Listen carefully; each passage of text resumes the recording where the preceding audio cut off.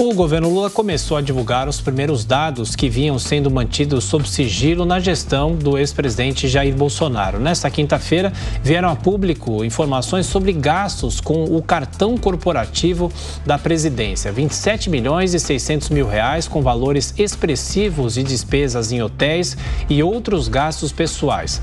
O ministro da Secretaria de Comunicação Social, Paulo Pimenta, ressaltou que as informações divulgadas até agora não se referem ao decreto para a reavaliação dos pedidos de sigilo de 100 anos impostos pela gestão passada. E para a gente falar mais sobre essas quebras de sigilo do ex-presidente Jair Bolsonaro, a gente conversa agora com o jurista especialista em direito constitucional, Fábio Tavares Sobreira. Tudo bem, professor? Como vai? Muito obrigado mais uma vez por estar aqui na Jovem Pan. Tiago, Adriana, Diogo, bom dia. Muito obrigado. Muito obrigado.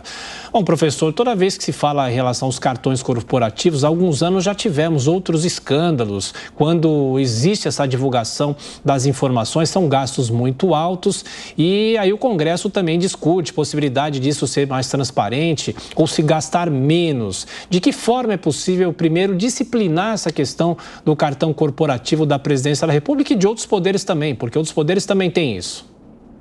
Tiago, primeiro nós só precisamos restabelecer a verdade, não em relação à Jovem Pan, mas outros jornais e outras frentes. Nós temos uma lei, que é a Lei 12.527 de 2011.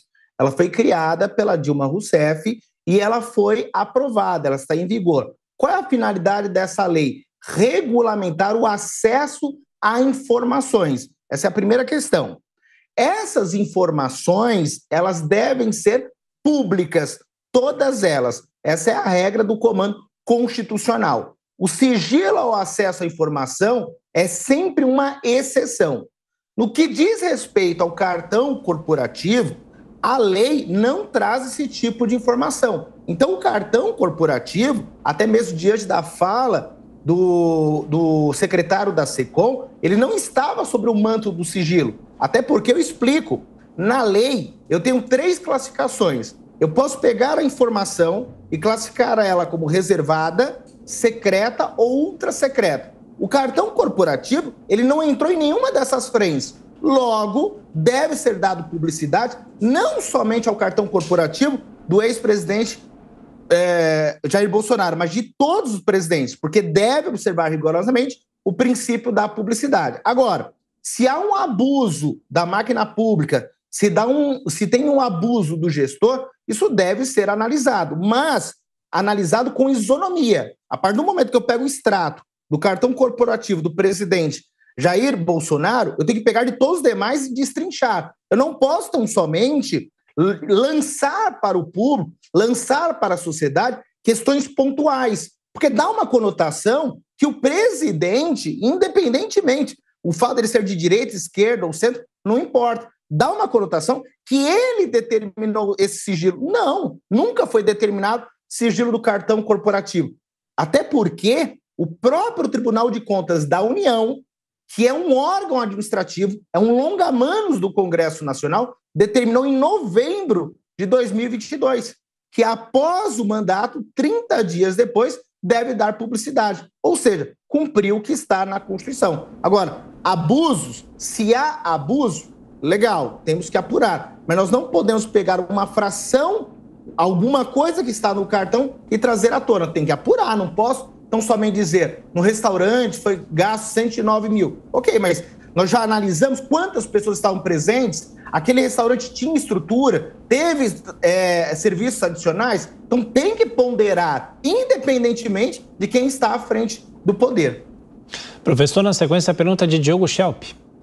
Professor, como é feita a apuração, essa investigação, justamente de possíveis abusos nesses gastos de cartão corporativo? Quer dizer, de quem é a atribuição para, por exemplo, o exemplo que o senhor deu, verificar se esses 109 mil gastos em um restaurante em Roraima, né, condizem com a quantidade de pessoas que faziam parte da comitiva do presidente e assim por diante, enfim. De quem é a atribuição para fazer essa investigação e quais são as possíveis consequências judiciais disso? Bom, o Tribunal de Contas da União é quem aprova as contas do presidente. A partir do momento que ele aprovou, encaminhou para o Congresso Nacional, não tem mais o que discutir. As contas foram aprovadas. Dentro do Tribunal de Contas da União existe o Ministério Público. Então, cabe ao Ministério Público identificar se houve algum ato de improbidade, algum ato de desonestidade em relação a isso. Agora, a grande questão é, principalmente na fala do secretário da SECOM ontem, que, se não me engano, é o Paulo Pimenta, né? Alguns não entenderam o que a lei dispõe. Nós temos a informação, para que o nosso público possa entender. A informação, ela é pública. A partir do momento que essa informação é pública, eu me dirijo ao órgão e digo, eu quero ter acesso à informação. Se a informação não foi classificada nem como ultrasecreta, nem como secreta, nem como reservada, eu sou obrigado a dar acesso. Vamos imaginar, Diogo, que a administração pública negue o acesso. Aí você vai interpor um recurso. Esse recurso, prazo de 10 dias. O recurso é negado, ou seja, não vou te dar acesso à informação. Informação que não está sob o manto do sigilo. Aí cabe um segundo recurso. Esse recurso, quando se tratar de órgão ou entidade do Poder Executivo Federal, é a Controladoria Geral da União, que é um outro órgão que pode fiscalizar. Controladoria, eu interpus o recurso que eu quero ter acesso à informação e foi negado. A Controladoria vai dizer, de fato, a administração pública se equivocou, está aqui a informação. Esse é o ponto 1. Ponto 2, eu quero ter acesso à informação, mas ela já foi classificada como secreta, ultrasecreta ou reservada. Nesse caso, eu tenho que pedir para a administração pública, e em caso de recurso para a Controladoria, para que seja desclassificada a informação. Então, o que vem sendo noticiado tivemos 65 mil pedidos, desses 65 mil pedidos de ter acesso à informação, 2 mil estão sob recurso. O que isso quer dizer? Que 2 mil cabe à Controladoria Geral da União dizer eu vou lhe dar o acesso ou não. Ponto. Aí o decreto do presidente foi criado com qual intenção? Do Lula. Foi exatamente para dizer à Controladoria Geral da União, você tem um prazo de 5 dias pela lei. Já se passaram o prazo de 5 dias e vocês não decidiram. Então ele disse, em 30 dias eu quero uma resposta da Controladoria. Qual resposta, Adriana, Lívia e Diogo? Simples. Se vai manter o sigilo, se vai desclassificar e se vai dar ou não publicidade. É isso. Então, quando a notícia vem, o presidente determinou a quebra do sigilo de 100 anos, é mentira. Isso é uma narrativa. Infelizmente, é errado. Está induzindo o povo a erro. Ninguém decreta o sigilo de 100 anos. A lei é clara. Se a informação for secreta, reservada ou ultra secreta, se essa informação girar em torno da intimidade, da honra, da vida privada do presidente, do vice-presidente, da primeira-dama e dos familiares, automaticamente aplica-se os 100 anos. Então, o que me entristece como cidadão e professor de Direito Constitucional é trazer a narrativa, não do Diogo, entenda bem, de outros canais, de outras frentes, de outras pessoas que dizem deve-se quebrar o sigilo de 100 anos, como se fosse algo do presidente. E isso serve para qualquer presidente. É uma lei. E essa lei, a 12.527, ela foi criada pela senhora Dilma Rousseff. E uma das pessoas que assinou, na época, foi o querido professor José Cardoso. José Cardoso foi ministro, que é um dos maiores administrativistas desse país. Então, observe, o discurso de direita, esquerda ou centro, ele cai por terra quando ofende a lei. Então, o discurso, a narrativa, dentro da lei, dentro da constitucionalidade, é plenamente plausível. Para entender direitinho, então, doutor, um presidente no Brasil, ele pode colocar sigilo sobre quantos assuntos quiser e o seu sucessor pode pedir a quebra de todos ou há exceções, como o senhor diz, por exemplo, quando ameaçam a integridade de instituições públicas? Adriana, perfeita a sua colocação, isso é importante esclarecer. Se a informação ela foi classificada como reservada, 5 anos, secreta, 15 anos, outra secreta, 25 anos, ela foi impugnada? A partir do momento que ele determinou, é sigilosa, alguém impugnou? Não. Então ocorreu uma coisa chamada no direito administrativo de coisa julgada administrativa. Eu não posso tão somente passar por cima disso, porque traz de uma soberania da decisão, traz de um ato jurídico perfeito, ele se consolidou no tempo. Agora, aquela decisão que determinou o sigilo de determinada informação e ela foi objeto de recurso, e o recurso ainda não foi processado, julgado, a qualquer momento. Eu posso desclassificar ou quebrar o sigilo. Então, Adriano, é importante que as pessoas tenham isso em mente. Não pode o atual chefe do Poder Executivo, nem ninguém, trabalhar informações pretéritas, passadas. Aquilo que não foi impugnado, aquilo que não foi objeto de recurso, não pode ser mais discutido e nem desfeito, sob pena de atentar novamente contra princípios constitucionais. Seria a mesma coisa, para que o nosso público possa entender, imagine um magistrado que proferiu uma sentença na determinada vara e a pessoa não recorreu dessa sentença. Um outro juiz ocupa aquela vara e simplesmente está errado, isso aqui não pode. Imagine que essa sentença foi uma decisão que determinou o sigilo judicial. É questão de ato jurídico, ele consolidou no tempo.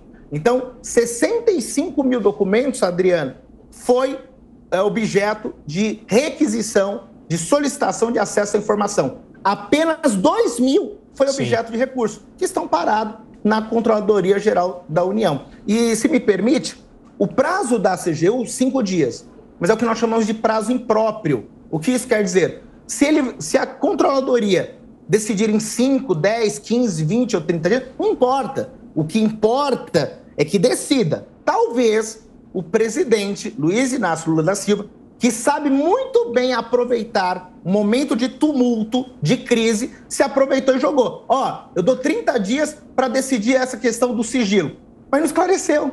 E agora eu acho que eu consegui, de alguma forma, esclarecer essa questão do sigilo, para não dar uma falsa conotação que houve uma decisão deliberada e ilegal por parte do presidente. E isso, se fosse o Luiz Inácio Lula da Silva, a Dilma, o Temer, não importa. O meu discurso seria o mesmo, porque eu observo a lei e a Constituição. E todos deveriam seguir essa métrica. Estado democrático de direito, Adriana, Tiago e Diogo, não existe quando as instituições começam a excepcionar a lei e principalmente a Constituição Federal. Professor, rapidamente para fechar, o Diogo pede a palavra. Diogo. Não, professor, eu gostaria de entender o seguinte. Então, o senhor falou que se o TCU aprovou as contas da presidência, não há mais o que fazer? Quer dizer, nesse caso, desses gastos que vieram a público agora e que parecem estranhos pelo alto valor, o que fazer? Ainda há mecanismos para identificar se houve gasto abusivo?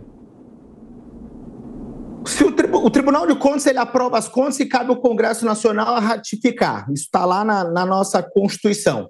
Se for identificado que houve um ato ilícito, aí nós vamos seguir o prazo da lei. Tem 5 dias para propor a medida cabível para responsabilizar aquela questão ao dano ao erário público, né? Nesse caso, por ter deixado de ser presidente, ele já cai na lei de improbidade administrativa. Enquanto o presidente, se ficar provado que praticou qualquer conduta contrária ao texto constitucional, nos termos do artigo 85, configuraria uma infração política administrativa, um crime de responsabilidade. Como ele deixou a presidência, ainda temos o prazo de 5 anos para apurar. Mas é óbvio, é como eu disse, deve ser investigado? Sim, não só ele, todos os demais. A questão é que quando analisar o cartão corporativo do presidente Lula e da Dilma, com certeza já houve a queda desse prazo para responsabilizar. Eu tenho absoluta certeza. Da mesma forma que é jogada a informação, se nós olharmos o extrato de todos esses presidentes, nós vamos achar algumas questões duvidosas. E aí cabe ao Tribunal de Contas da União, juntamente com o Congresso Nacional, Ministério Público, apurar. E se tiver alguma irregularidade, que propõe a ação cabível no prazo legal. Entrevistamos o jurista, especialista em direito constitucional, Fábio Tavares Sobreira. Muito obrigado, professor, pela atenção, pela gentileza. Bom fim de semana. Tiago, Adriana, Diogo e ouvintes, muito obrigado pelo carinho e pela consideração. Até a próxima.